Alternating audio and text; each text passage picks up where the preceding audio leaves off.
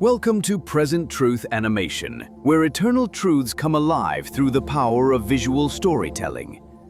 In a world full of distraction, we offer a sacred space to encounter the Advent message in a fresh and vivid way. Inspired by the writings of EllenGWhite, our mission is to animate the visions, counsels, and prophetic warnings given to prepare God's people for Christ's soon return. God has always spoken.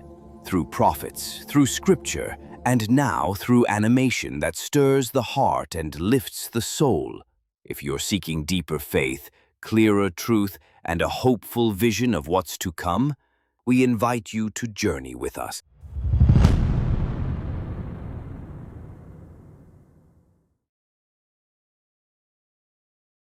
The Lord has shown me that Satan was once an honored angel in heaven, next to Jesus Christ. His countenance was mild, expressive of happiness like the other angels. His forehead was high and broad, and showed great intelligence. His form was perfect. He had a noble, majestic bearing, and I saw that when God said to his Son, "Let us make man in our image," Satan was gravely jealous of Jesus. He wished to be consulted concerning the formation of man. He was filled with envy, jealousy, and hatred. He wished to be the highest in heaven, next to God, and receive the highest honors. Until this time, all heaven was in order, harmony, and perfect subjection to the government of God. It was the highest sin to rebel against the order and will of God. All heaven seemed in commotion. The angels were marshaled in companies with a commanding angel at their head. All the angels were astir. Satan was insinuating against the government of God, ambitious to exalt himself, and unwilling to submit to the authority of Jesus. Some of the angels sympathized with Satan in his rebellion, and others strongly contended for the honor and wisdom of God in giving authority to his Son. And there was contention with the angels.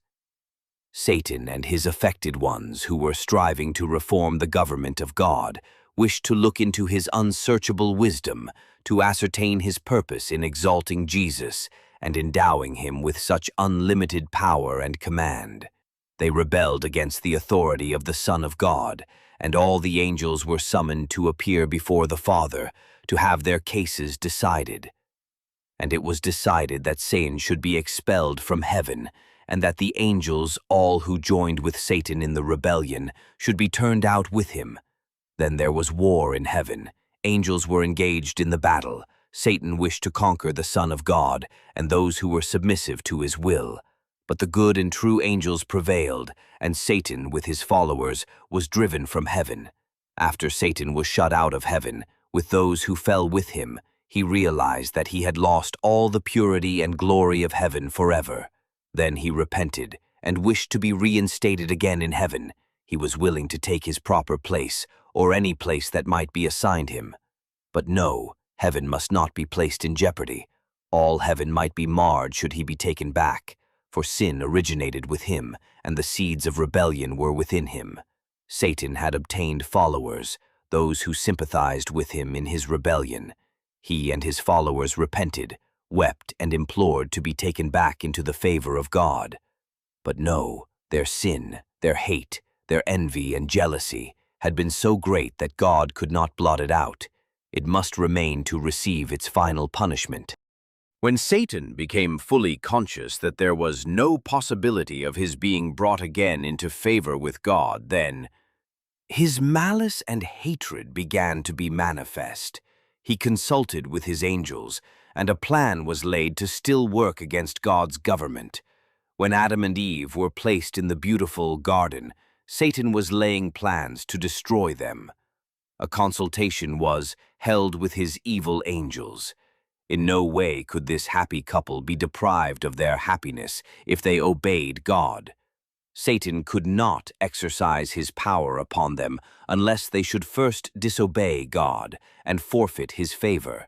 They must devise some plan to lead them to disobedience, that they might incur God's frown and be brought under the more direct influence of Satan and his angels.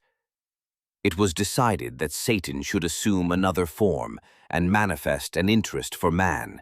He must insinuate against God's truthfulness, create doubt whether God did mean as he said, next, excite their curiosity, and lead them to pry into the unsearchable plans of God, which Satan had been guilty of, and reason as to the cause of his restrictions in regard to the tree of knowledge.